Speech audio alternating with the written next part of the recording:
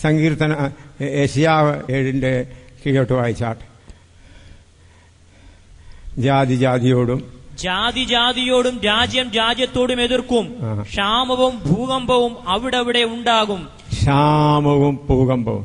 പ്രിയമുള്ളവരെ, നിങ്ങൾ ലോകത്തിൽ ഓസ്ട്രേലിയ, ആഫ്രിക്ക, മറ്റുള്ള രാജ്യങ്ങളിൽ നൈജീരിയ നോക്കിയാൽ ക്ഷാമം കൊണ്ട് എത്ര പേര് മരിക്കുന്നു, എത്ര പേര്. പിന്നെ അതുകൂടാതെ ഭൂകമ്പം, എർത്ത്-ക്വേക്ക്. നിങ്ങൾക്കറിയാമല്ലോ, ഇപ്പോൾ എർത്ത്-ക്വേക്ക് തുടരെ വന്നുകൊണ്ടിരിക്കുകയാണ്. തുടരെ. സങ്കീർത്തന യെശയ്യാവ് 24:20 വായിച്ചാട്ടെ. ഐസയ 24:20. ഭൂമി മത്തനെ പോലെ ചാഞ്ചാടുന്നു. കാവൽ മാടം പോലെ ആടുന്നു. പ്രിയമുള്ളവരെ, ഭൂമി മത്തനെ പോലെ ചാഞ്ചാടുന്നു, കാവളം മാളം പോലെ ചാഞ്ചാടുന്നു. ഇന്ന് ഭൂമിയിൽ എവിടെല്ലാമാണ്, എത്ര സ്ഥലങ്ങളിലാണ് ഭൂകമ്പം ഉണ്ടായിക്കൊണ്ടിരിക്കുന്നത്. എല്ലാ ദിവസവും ഭൂകമ്പം ഉണ്ടായിക്കൊണ്ടിരിക്കുന്നു. നമ്മുടെ കർത്താവായ യേശുക്രിസ്തുവിന്റെ വരവിന്റെ ലക്ഷ്യങ്ങൾ പറയുമ്പോഴാണ് ഇത് പറയുന്നത്. ഭൂമി മത്തനെ പോലെ ചാഞ്ചാടുന്നു. എവിടെല്ലാമാണ് ഇന്ന് ഭൂകമ്പം ഉണ്ടാകാതിരിക്കുന്നത്. ഹല്ലേലൂയ. അതുകൂടാതെ രാജ്യങ്ങളുടെ വലിയ സന്നാഹങ്ങൾ ഒന്നായിട്ട് വരുന്നു. നിങ്ങൾ കഴിഞ്ഞ മാസം അല്ല, ഒരു മാസം അല്പമൊക്കെയായിട്ടാണ് ബ്രിക്സ് നേഷൻ. ബ്രിക്സ് എന്ന് പറഞ്ഞാൽ Brazil, Russia, India, China, south Africa. ഈ ബ്രിക്സ് നേഷൻ ഒന്നിച്ച് ചേർന്ന് ഒരു സംഘടന പോലെ ഉണ്ടാകുമെന്ന് UNOയും ചിന്തിച്ചിരുന്നില്ല, ഒരുത്തരും ചിന്തിച്ചിരുന്നില്ല. എല്ലാവരെയും ഷോക്കാക്കി. എന്താണ്? കർത്താവിന്റെ വരവിന്റെ സമയമായിരിക്കുന്നതുകൊണ്ട് രാജ്യങ്ങൾ ചേരികളായി കൂടണം. അതിന്റെ കാര്യമാണ്. ആകയാൽ ഈ ബ്രിക്സ് ഇങ്ങനെ രാജ്യമായി വന്നത് ഒരു വലിയ സംഭവമാണ്. ഇനി അടുത്തതായി എസെക്കിയേൽ 38:14 മുതൽ 16 വരെ വായിച്ചാൽ. എസെക്കിയേൽ 38:14 മുതൽ 16 വരെ. ആകയാൽ മനുഷ്യപുത്ര, നീ പ്രവചിച്ച് ഗോഗിനോട് പറയേണ്ടത്, യഹോവയായ കർത്താവ് ഇപ്രകാരം അരുളി ചെയ്യുന്നു: എന്റെ ജനമായ ഇസ്രായേൽ നിർഭയമായി വസിക്കുന്ന അന്നാളിൽ നീ അത് അറിയയില്ലയോ? നീയും നിന്നോടുകൂടെ പല ജാതികളും ഒട്ടൊഴിയാതെ കുതിരപ്പുറത്ത് കയറി ഒരു മഹാസമൂഹവും മഹാസൈന്യവുമായി നിന്റെ ദിക്കിൽ നിന്ന് വടക്കേ അറ്റത്തു നിന്ന് തന്നെ വരും. ദേശത്തെ മറക്കേണ്ടതിനുള്ള ഒരു മേഘം പോലെ നീ എന്റെ ജനമായ ഇസ്രായേലിന്റെ നേരെ വരും. ഗോഗേ, അന്ത്യകാലത്ത് ജാതികൾ കാങ്കെ ഞാൻ എന്നെ തന്നെ നിങ്ങൾ വിശുദ്ധീകരിക്കുമ്പോൾ അവർ എന്നെ അറിയേണ്ടതിന് ഞാൻ നിന്നെ എന്റെ ദേശത്തിന്റെ നേരെ വരുത്തും. യഹോവയായ കർത്താവ് ഇപ്രകാരം അരുളി ചെയ്യുന്നു: ഞാൻ നിന്നെ ഇസ്രായേലിന് വിരോധമായി വരുത്തുമെന്ന് പണ്ടത്തെ കാലത്ത് അനേകം സംവത്സരങ്ങളായി പ്രവചിച്ചു പോന്ന അവരുടെ പ്രവാചകന്മാരായ എന്റെ ദാസന്മാർ മുഖാന്തരം ഞാൻ അന്ന് അരുളി ചെയ്തത് നിന്നെക്കുറിച്ചല്ലയോ? ഇസ്രായേൽ ദേശത്തിന് വിരോധമായി ഗോഗ് വരുന്ന അന്നാളിൽ എന്റെ ക്രോധം എന്റെ മൂക്കിൽ ഉജ്ജ്വലിക്കും എന്ന് യഹോവയായ കർത്താവിന്റെ അരുളപ്പാട്. പ്രിയമുള്ളവരെ, റഷ്യ ഇസ്രായേലിനെതിരായി ആക്രമിക്കാൻ വരുന്നതിന്റെ ഒരു ശരിയായ രൂപരേഖയാണ് ഇതിൽ കാണിച്ചിരിക്കുന്നത്. റഷ്യ ഇന്ന് അമേരിക്കയുടെ അത്രയും പണമുള്ള രാജ്യമല്ല. എന്നാൽ ലോകത്തിന്റെ റോയൽറ്റി, ഓയിൽ കൺട്രോളിന്റെ റോയൽറ്റി അമേരിക്കയാണ് എടുക്കുന്നത്. ആ കൺട്രോൾ റഷ്യക്ക് കിട്ടുകയാണെങ്കിൽ റഷ്യ ഓവർനൈറ്റ് വലിയ പണരാജ്യമായി തീരും. അപ്പോൾ റഷ്യയുടെ ഈ അമേരിക്കയുടെ ഓയിൽ കൺട്രോൾ അവരുടെ കയ്യിലെടുക്കുവാൻ അതിൻ്റെ ഗ്രാറ്റുവിറ്റി. കാരണം ലോകം മുഴുവനും അവരുടെ ബേസ് ആണുള്ളത്, അവിടെ ഓരോരോ ബേസ്. അതിനുവേണ്ടി അവരിങ്ങനെ കാത്തു നിൽക്കുകയാണ്. അതിനൊന്നല്ല, പല വർഷമായി അവർ എങ്ങനെയാണ് കടന്നു വരാൻ പോകുന്നത്? ഇസ്രായേൽ സൗകര്യമായി ശാന്തമായി താമസിക്കുന്ന സമയത്ത് അവർ അതിൻ്റെ 9-ാം വാക്യം വായിച്ചാട്ടെ. അതിന്റെ 9-ാം വാക്യം. നീ മഴക്കോൾ പോലെ കയറി വരും. നീ മഴക്കോൾ പോലെ കയറി വരും. നീയും നിന്റെ എല്ലാ പടക്കൂട്ടങ്ങളും. പ്രിയമുള്ളവരെ, മഴക്കോൾ പോലെ കയറി വരുമെന്ന് പറയുന്നതിന്റെ ഒരു ആഴമായ അർത്ഥം, കഴിഞ്ഞ വർഷം BBC റിപ്പോർട്ട് ചെയ്തു,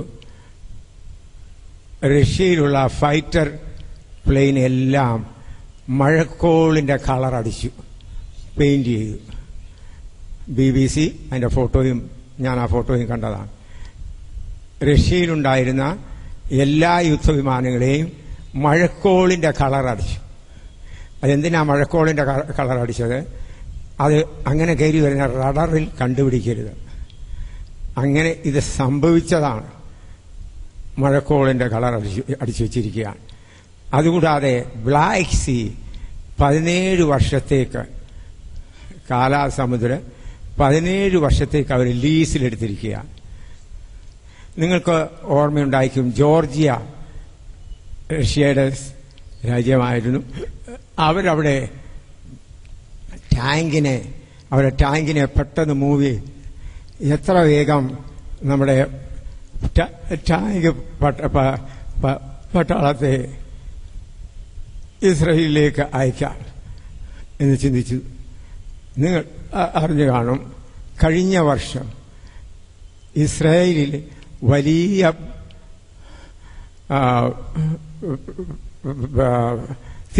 തീപിടുത്തമുണ്ടായി. വനങ്ങൾ മുഴുവനും കത്തിരിയാനിടയായി. ഒരുത്തർക്കും അറിഞ്ഞുകൂടാ, 3 മാസം കൊണ്ട് മുഴുവനങ്ങളും ചാമ്പലായി. അതറിഞ്ഞപ്പോൾ ഇസ്രായേൽ ആകെ ഭയപ്പെട്ടിരിക്കുകയാണ്. വടക്കു നിന്ന് റഷ്യയുടെ ടാങ്ക് വരണമെങ്കിൽ ഈ അവിടെയുണ്ടായ ഫോറസ്റ്റ് വനം മുഴുവനും ഇല്ലാതായിരിക്കണം. ഇപ്പോൾ ആ വനം മുഴുവൻ ഇല്ലാതായിത്തീർന്നിരിക്കുകയാണ്. ഫൈറ്റർ കാൽക്കുലേഷൻ ചെയ്യുന്നവർ പറയുന്നത് 8 മിനിറ്റ് കൊണ്ട്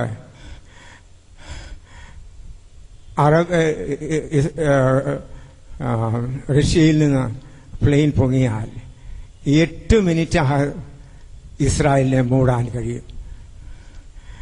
1.5 മണിക്കൂർ കൊണ്ട് അവർക്ക് മെഡിറ്ററേനിയൻ സമുദ്രത്തിൽ കൂടെ ഇസ്രായേലിന്റെ കരത്തിലെത്താം. അവരുടെ സബ്മറീൻസിനെ എല്ലാം തകർക്കാം. അപ്പോൾ പ്രിയമുള്ളവരെ, ഇസ്രായേലിനെ തകർക്കാൻ റഷ്യ പൂർണ്ണമായി ഒരുങ്ങി നിൽക്കുകയാണ്. അവർക്കതിനൊരു അവസരം വേണമെന്നേ ഉള്ളൂ. അതിൻ്റെ എങ്ങനെയാണ് അവസരം കിട്ടിക്കഴിഞ്ഞാൽ ദൈവം ഇത് അനുവദിച്ചു വച്ചിരിക്കുകയാണ്. ആ അവസരം എങ്ങനെയാണ് ദൈവം അവർക്ക് നൽകുന്നത്? ദൈവം അവരെ ശിക്ഷിക്കാൻ പോകുന്നത് എങ്ങനെയാണ്? 38-14 മുതൽ വായിച്ചാണ്. ആകയാൽ മനുഷ്യപുത്ര, നീ പ്രവചിച്ച് ഗോഗിനോട് പറയേണ്ടത്, യഹോവയായ കർത്താവ് ഇപ്രകാരം അരുളി ചെയ്യുന്നു, എന്റെ ജനമായ ഇസ്രായേൽ നിർഭയമായി വസിക്കുന്ന അന്നാളിൽ നീ അത് അറിയുകയില്ലയോ? നീയും നിന്നോടുകൂടെ പല ജാതികളും ഒട്ടൊഴിയാതെ കുതിരപ്പുറത്ത് കയറി ഒരു മഹാസമൂഹവും മഹാസൈന്യവുമായി നിന്റെ ദിക്കിൽ നിന്ന് വടക്കേ അറ്റത്തു തന്നെ വരും.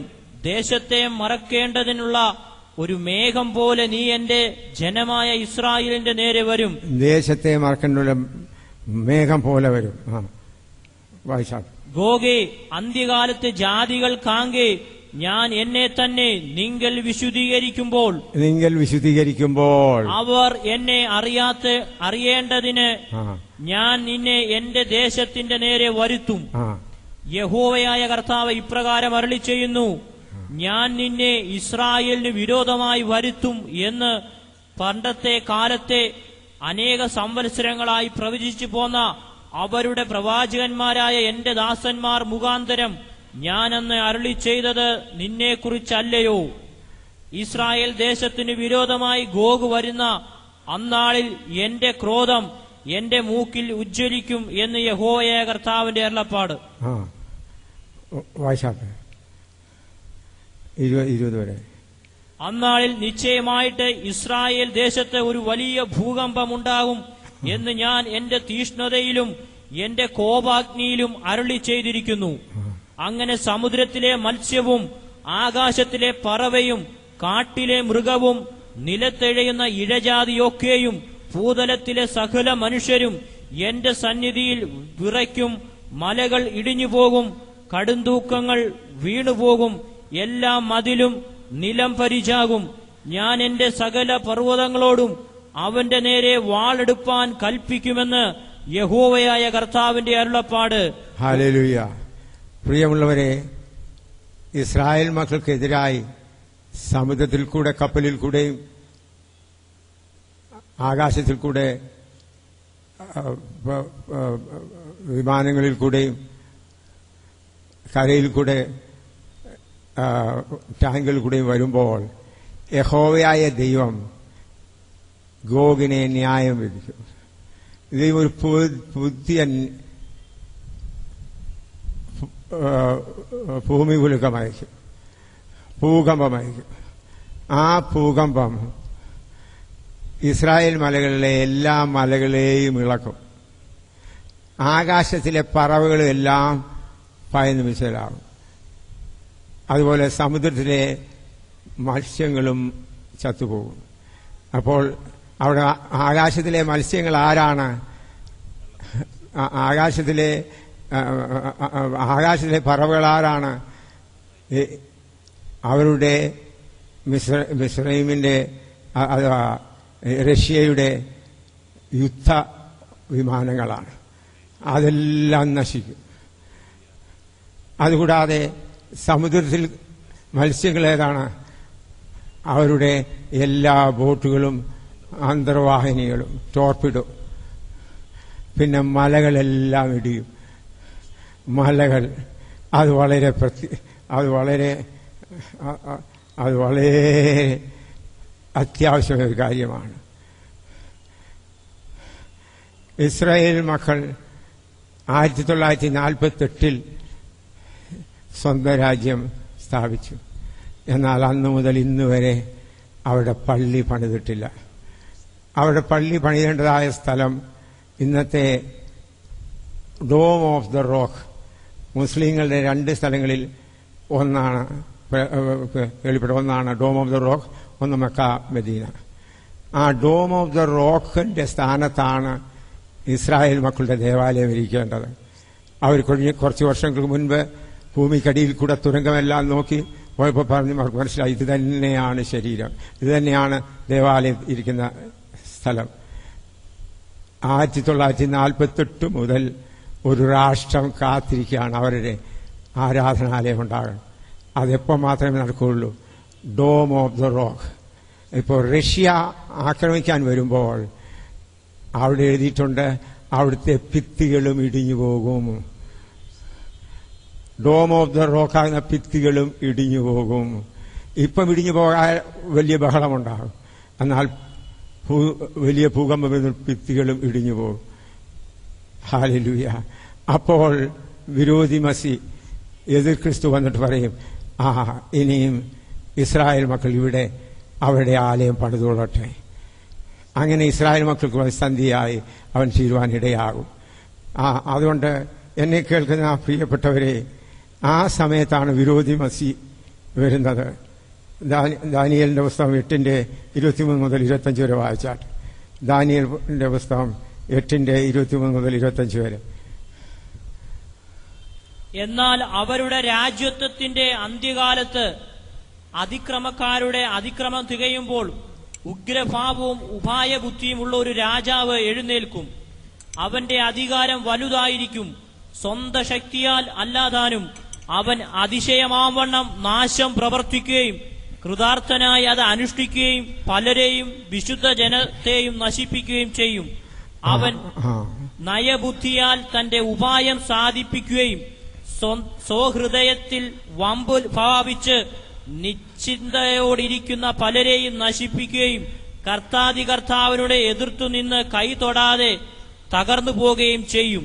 പ്രിയമുള്ളവരെ, എതിർ ക്രിസ്തു വന്ന ഇസ്രായേൽ മക്കൾക്ക് ആലയം പണിയാൻ തുടങ്ങുമ്പോൾ ഇസ്രായേൽ മക്കൾ എതിർ ക്രിസ്തുവിനെ അവരുടെ മശീഹയായി സ്വീകരിക്കും. അതിനു മുൻപ് കർത്താവായ യേശു ക്രിസ്തുവിന്റെ സഭ ഇതിൽ നിന്ന് എടുത്തുകൊള്ളപ്പെടും. ഇത്രയും പറഞ്ഞതിന്റെ കാര്യം കർത്താവായ യേശു ക്രിസ്തുവിന്റെ വരവ് ഏറ്റവും അടുത്തിരിക്കുകയാണ്. അതുകൊണ്ടാണ് ഞാൻ ഈ വേദന സഹിച്ചുകൊണ്ട് നിങ്ങളോട് പറയുന്നത്. എനിക്ക് ഇരിക്കാനോ കിടക്കാനോ പ്രയാസമുണ്ട്, വേദന സഹിച്ചുകൊണ്ട്. കാരണം കർത്താവിന്റെ വരവ് അടുത്തിരിക്കുന്നു. റഷ്യ ഇസ്രയേലിനെ യുദ്ധം ചെയ്യുവാൻ ഒരുങ്ങിയിരിക്കുന്നു. അതിന്റെ എല്ലാ ക്രമീകരണവും നടന്നുകൊണ്ടിരിക്കുകയാണ്. വ്ളാഡിമിർ പുടിൻ വന്നത് ചെറിയ സംഭവമാണോ?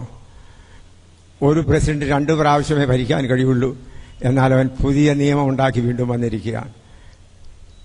വ്ളാഡിമിർ പുടിനെ നോക്കിയാൽ തന്നെ മനസ്സിലാകും എങ്ങനെയുള്ളവനാണ്. ആകയാൽ എന്നെ കേൾക്കുന്ന പ്രിയപ്പെട്ടവരെ, കർത്താവിന്റെ വരവടുത്തിരിക്കുന്നു. നോഹയുടെ കാലത്തെന്ന പോലെ കർത്താവിന്റെ വരവാകുന്നു. അനേകർ രക്ഷിക്കപ്പെടുന്നു, അനേകർ പെട്ടകത്തിൽ കടക്കുന്നു. പ്രിയ സഹോദര, പ്രിയ സഹോദരി, ഈ ആഴ്ചത്തെ ഇവിടെ നടന്ന യോഗ നിമിത്തം നിനക്കെന്ത് പ്രയോജനമുണ്ടായി? കർത്താവ് പറഞ്ഞു, കള്ളനെ പോലെ രാത്രിയിൽ വരും, ഉണർന്നിരിക്കവൻ എടുത്തുള്ളപ്പെടും, ഉണർന്നിരിക്കാത്തവൻ തള്ളപ്പെടും. 2 പേര് ഒരു വയലിലായിരിക്കും, രക്ഷിക്കപ്പെട്ടവൻ പോകും, രക്ഷപ്പെടാൻ പോകാതിരിക്കും. അത് സംഭവിക്കാൻ പോവുകയാണ്. എന്നെ കേൾക്കുന്ന എൻ്റെ പ്രിയ ഈ ആലപ്പുഴ പട്ടണത്തിലുള്ളവരെ, ഞാൻ നിങ്ങളോട് താഴ്മയായി അപേക്ഷിക്കുന്നു, നിങ്ങൾ കർത്താവിൻ്റെ വരവിന് വേണ്ടി ഒരുങ്ങണമേ. ഞാനൊരു ചെറിയ സംഭവം പറഞ്ഞിട്ട് വിടാം. ഒരു ചെറിയ പയ്യൻ അവൻ്റെ കൈറ്റ് അല്ലെങ്കിൽ പട്ടം പറപ്പിക്കുകയായിരുന്നു. ഒരു നല്ല മഞ്ഞൊക്കെ ഉള്ളതാണ്. അപ്പം ഇങ്ങനെ ഒരു പൊക്കിക്കൊണ്ടിരിക്കുമ്പോൾ ഒരു പ്രായമുള്ള മനുഷ്യന് പറഞ്ഞു, നീ എന്താ മോനെ ഇവിടെ ചെയ്യുന്നത്? നീ നിന്റെ പട്ടം പോയല്ലോ, ഇവിടെ ഇല്ല, ഞാൻ അവനെ കണ്ടില്ല. അപ്പോൾ ആ പയ്യൻ പറഞ്ഞു, പപ്പ, ആ പട്ടത്തിൻ്റെ കയറെൻ്റെ എൻ്റെ വരലയിൽ ഉണ്ട്. എനിക്കൊരു ഉൾവലിവ് അറിയുന്നു. അതിൽ നിന്ന് എനിക്ക് മനസ്സിലാകുന്നു എൻ്റെ പട്ടം അവിടെ കൂടെ പറക്കുന്നുണ്ട്.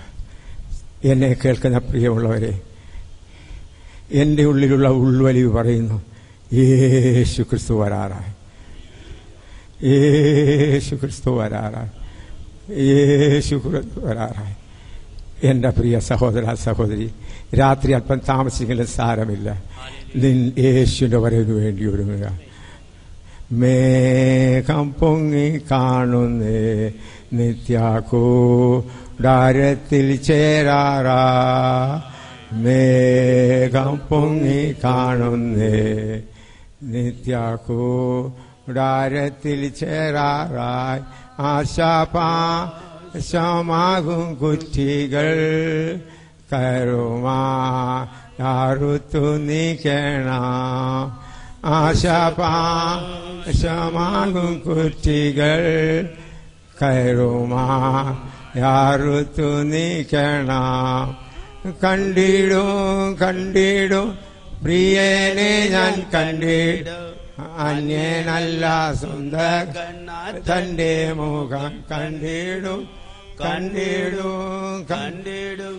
പ്രിയനെ ഞാൻ കണ്ടിടും, അന്യനല്ല സ്വന്തം കണ്ണാൽ തന്റെ മുഖം കണ്ടിടും. യേശുവേ മണാളനെ പ്രത്യാശയിൻ പ്രദീപമേ, യേശുവേ മണാളനെ പ്രത്യാശയിൻ പ്രദീപമേ.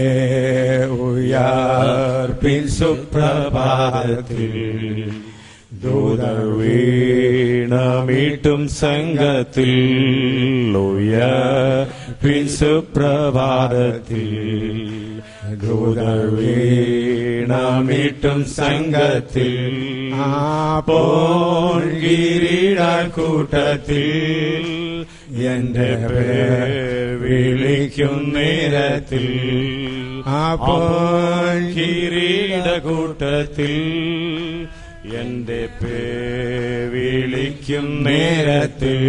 ഓ കണ്ടിടൂ കണ്ടിടൂ പ്രിയനെ ഞാൻ കണ്ടിടൂ, അന്യനല്ല സ്വന്തം കണ്ണാൽ തന്റെ മുഖം കണ്ടിടും.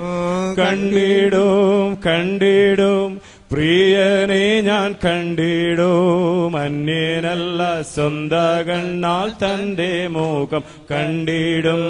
യേശുവേ മണാളനെ പ്രത്യാശയിൻ പ്രദീപമേ, യേശുവേ മണാളനെ പ്രത്യാശയിൻ പ്രദീപമേ. എന്നോട്ടവും അധ്വാനവും ഞാൻ കാത്തതാം വിശ്വാസവും, എന്നോട്ടവും അധ്വാനവും ഞാൻ കാത്തതാം വിശ്വാസവും, മല്ലാധു നിശ്ചയം വേഗം കാണുമെന്നാളനെ. വ്രതമല്ലാധു നിശ്ചയം വേഗം കാണുമെന്നാളനെ.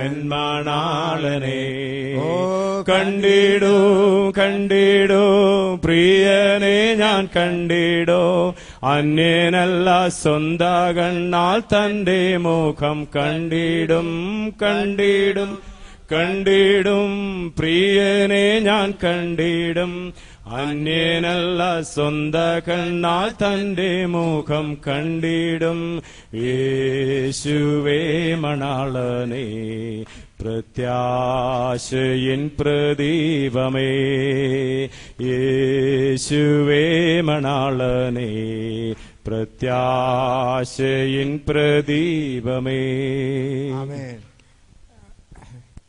ഈ രോഗത്തിൽ എൻ്റെ ഭാര്യ കൂടെ ഞാൻ എൻ്റെ ശരീരത്തിന് സുഖമില്ല എന്നറിഞ്ഞു. ഭാര്യയെ വളരെ ബുദ്ധിമുട്ടി യാത്ര ചെയ്ത് വന്നു. ഞാൻ കർത്താവിൽ നന്ദി പറയുന്നു.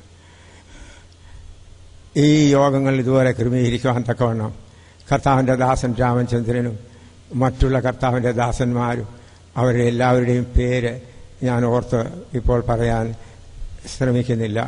ആ എല്ലാ കർത്താവിൻ്റെ ദാസന്മാരും വളരെ കഷ്ടപ്പെട്ട് അധ്വാനിച്ച് ഈ യോഗങ്ങൾക്ക് വേണ്ടി ക്രമീകരിച്ചു, പണം ചെലവ് ചെയ്തു, ഞങ്ങൾക്ക് വേണ്ടി എല്ലാ ആഹാരങ്ങളും ക്രമീകരിച്ചു തന്നു. നിങ്ങളുടെ എല്ലാ സൽക്കാരങ്ങളായ സ്തോത്രം. ഞങ്ങൾ നിങ്ങളെ പല കാര്യത്തിൽ ബുദ്ധിമുട്ടിച്ചിട്ടുണ്ട്, അതെല്ലാം ഞങ്ങളോട് ക്ഷമിക്കണമേ, ഞങ്ങൾക്ക് വേണ്ടി പ്രാർത്ഥിക്കണമേ എന്ന് അപേക്ഷിക്കുന്നു. ഇപ്പോൾ കർത്താവിൻ്റെ ദാസന് പ്രാർത്ഥിച്ച് യോഗം അവസാനിപ്പിക്കുന്നതായിരിക്കും. അത് കഴിഞ്ഞ് രോഗികൾ ആരെങ്കിലും ഉണ്ടെങ്കിൽ അവർക്ക് വേണ്ടി പ്രാർത്ഥിക്കുന്നതായിരിക്കും.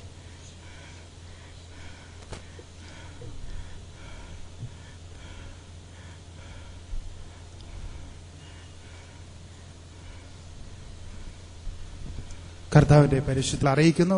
പ്രത്യേകിച്ച് പബ്ലിസിറ്റി കൊടുത്ത മാധ്യമങ്ങൾ, അനൗൺസ്മെന്റ് നടത്തിയ സഹോദരങ്ങൾ, ഭക്ഷണം ഒരുക്കി തന്ന പ്രിയപ്പെട്ടവർ, അതുപോലെ ഞങ്ങൾക്ക് പ്രാർത്ഥന കൊണ്ടും മറ്റ് ഇതര രീതിയിലും കൈത്താങ്ങുക എന്ന നിങ്ങളോട് എല്ലാവരോടും ഞങ്ങൾക്കുള്ള നന്ദിയും കടപ്പാടും ഞങ്ങൾ ഈ അവസരത്തിൽ അറിയിച്ചുകൊള്ളു.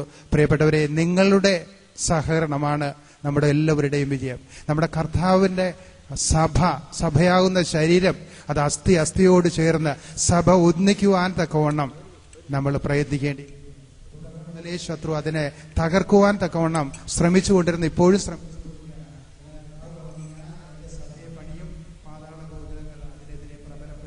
പറഞ്ഞ കർത്താവിന്റെ വാഗ്ദത്തം നമുക്ക് കൈമുതലായതുള്ളതുകൊണ്ട് നമുക്ക് നന്ദിയോടെ സ്മരിക്കാം, സ്തുതിക്കാം കർത്താവിന്. ഹല്ലേലൂയ. ഇനി ആരെങ്കിലും പ്രത്യേകിച്ച് ഇരിങ്ങാലക്കുടയിലെ സഹോദരങ്ങൾ, തൃശ്ശൂരത്തെ സഹോദരങ്ങൾ, ആലപ്പുഴയിലെ കർത്താവിന്റെ സഹോദരന്മാർ, പ്രത്യേകിച്ച് എക്സോഡസ് പ്രിസൺ മിനിസ്ട്രിയുടെ ബാനറിലാണ് ഞങ്ങൾ ഇവിടെ ഈ യോഗം ക്രമീകരിച്ചിരിക്കുന്നത്. അവരോടും ഈ ഇവിടെ സന്നിഹിതരായിരിക്കുന്ന സകല കർത്താവിന്റെ ദാസിദാസന്മാരോടും സഹോദരങ്ങളോടും ഞങ്ങൾക്കുള്ള നന്ദി അറിയിക്കുന്നു. കർത്താവിന്റെ നാമം മഹത്വപ്പെടുമാറാകട്ടെ. തുടർന്ന് പ്രാർത്ഥിച്ച് ഈ യോഗം അവസാനിപ്പിക്കേണ്ടതിനായി കർത്താവിന്റെ ദാസൻ പാസ്റ്റർ ആന്റണി ജോസഫിനെ ക്ഷണിച്ചുകൊള്ളുന്നു. Praise the Lord.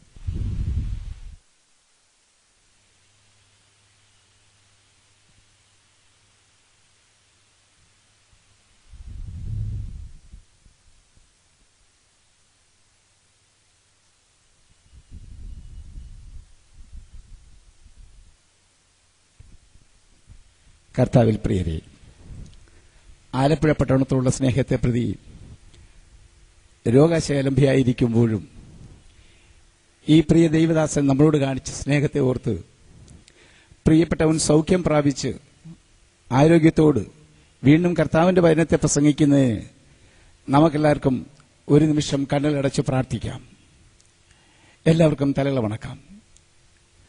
മഹാപരിശുദ്ധനും നല്ലവനുമായിരിക്കുന്ന ഞങ്ങളുടെ സ്വർഗീയ നല്ല പിതാവേ, അനുഗ്രഹിക്കപ്പെട്ട ഈ സമയത്തിനായി ഞങ്ങൾ അങ്ങേ വാഴ്ത്തുന്നു, സ്തുതിക്കുന്നു, സ്തോത്രം ചെയ്യുന്നു. 8-ാം തീയതി മുതൽ ഈ രാത്രിയുടെ ഈ സമയം വരെയും അവിടുത്തെ വചനത്തെ പ്രസംഗിക്കുവാൻ നിന്റെ ദാസദൂതനെ നിയോഗിച്ച ആ വലിയ കൃപയ്ക്കായി ഞങ്ങൾ അങ്ങേ വാഴ്ത്തുന്നു, സ്തുതിക്കുന്നു, സ്തോത്രം ചെയ്യുന്നു. രോഗക്കിടക്ക മാറ്റിവിരിച്ച് സൗഖ്യം കൊടുക്കുന്ന സൗഖ്യദായനായ കർത്താവിന്റെ ആത്മാവിന്റെ ശക്തി ഈ ആലപ്പുഴ പട്ടണത്തിലെ ജനങ്ങൾ ഞങ്ങൾ കണ്ണിലൂടെ പ്രാർത്ഥിച്ച് നിന്റെ ദാസനെ അനുഗ്രഹിച്ച് യാത്ര അയക്കുമ്പോൾ പിതാവേ, ഇനി ഞങ്ങൾ കാണുമ്പോൾ പൂർണ്ണ ആരോഗ്യത്തോട് ദൈവത്തെ സംസാരിക്കുന്ന കണ്ട് സന്തോഷിപ്പാൻ അവിടെ ഇടയാക്കണമെന്ന് ഞങ്ങൾ പ്രാർത്ഥിക്കുന്നു. ഈ ആലപ്പുഴ പട്ടണത്തോട് മനസ്സരിവ് കാണിക്കുവാൻ നീ നിയോഗിച്ച നിന്റെ ദാസവദന്റെ വായിലൂടെ കേട്ട തിരുവചനങ്ങൾ ഞങ്ങൾ ഹൃദയപൂർവ്വം സ്വീകരിക്കുവാനും അന്ത്യനാളുകളിൽ സംഭവിക്കാനിരിക്കുന്ന വെളിപ്പാടുകളെ വെളിപ്പെടുത്തുവാനും കൃപ ചൊരിഞ്ഞതിനായി ഞങ്ങൾ അങ്ങേ വാഴ്ത്തുന്നു, സ്തുതിക്കുന്നു. നല്ല ഗാനങ്ങൾ പാടി സന്തോഷിപ്പിച്ച ഗായക സംഘത്തിനായി പ്രാർത്ഥിക്കുന്നു പിതാവേ. ഇതിന്റെ പിന്നിൽ പ്രവർത്തിച്ച ഓരോ പ്രവൃത്തികളെയും ഞങ്ങൾ ഓർക്കുന്നു. ഇതിന്റെ സംഘാടകർക്കായി ഞങ്ങൾ പ്രാർത്ഥിക്കുന്നു. അതുപോലെ തന്നെ ഇതിന് സാങ്ഷൻ നൽകിയ പോലീസ് ഉദ്യോഗസ്ഥന്മാർക്ക് വേണ്ടി ഞങ്ങൾ പ്രാർത്ഥിക്കുന്നു. ഈ ആലപ്പുഴ പട്ടണത്തിലെ ഈ പരിസരം ഞങ്ങൾക്ക് അനുവദിച്ചു തന്ന പ്രിയപ്പെട്ടവരുള്ള നന്ദി സൂചകമായി അവർക്കും കുടുംബത്തിനുമായി ഞങ്ങൾ പ്രാർത്ഥിക്കുന്നു. വിശേഷിച്ചും ദൈവത്തിന്റെ വചനം കേട്ട് പോകുന്ന പ്രിയ കുടുംബത്തിലുള്ള ഓരോ അംഗങ്ങളും അനുഗ്രഹം പ്രാപിച്ച് കർത്താവിന്റെ വരവിന്റെ സമയത്ത് ഒരുക്കമുള്ളവരായി നിൽപ്പാത്തക്കവണ്ണം മഹാശക്തനായിരിക്കുന്ന ദൈവത്തിന്റെ കൃപ കൂടെ ഇരിക്കണമെന്ന് ഞങ്ങൾ പ്രാർത്ഥിക്കുന്നു. കർത്താവ് പ്രാർത്ഥന കേട്ടതിനായി സ്തോത്രം. യേശുവിൻ നാമത്തിൽ കേട്ട് അനുഗ്രഹിക്കണമേ എന്നല്ല സ്വർഗീയ പിതാവേ. അനുഗ്രഹത്തിനായി തലമാക്കാം. പിതാവായ ദൈവത്തിന്റെ സ്നേഹവും കർത്താവായ യേശുക്രിസ്തുവിന്റെ കൃപയും പരിശുദ്ധാത്മാവിന്റെ സംസർഗവും പരിപാലനയും എപ്പോഴും ഇപ്പോഴും ഞങ്ങൾ പ്രാർത്ഥിച്ച എല്ലാ വിഷയങ്ങളുടെ മേലും, വിശേഷിച്ചും നിന്റെ ദാസന്റെ മേലും കർത്താവിന്റെ സംഘാടകരുടെ മേലും ഈ വചനം കേട്ടുപോകുന്ന എല്ലാവരുടെ മേലും സകല വിശുദ്ധന്മാരിലും ഇപ്പോഴും എപ്പോഴും ഉണ്ടായിരിക്കുമാറാകട്ടെ. ആമേൻ. നമ്മുടെ കർത്താവായ യേശുക്രിസ്തു മുഖാന്തരം ചെയ്യുന്ന കർത്താവിനെ നമുക്ക് സ്തോത്രം ചെയ്യാം. ഹല്ലേലൂയ, ഹല്ലേലൂയ, ഹല്ലേലൂയ. ആമേൻ. കർത്താവായ യേശുവേ, കർത്താവിന്റെ ദാസൻ രചിച്ചതായ പുസ്തകങ്ങള് പുറകില് സ്റ്റാൾ ലഭിക്കുന്നു. നിങ്ങളുടെ കൃപയ കർത്താവ് ഓർപ്പിക്കാനും മേടിച്ചു പറയാം.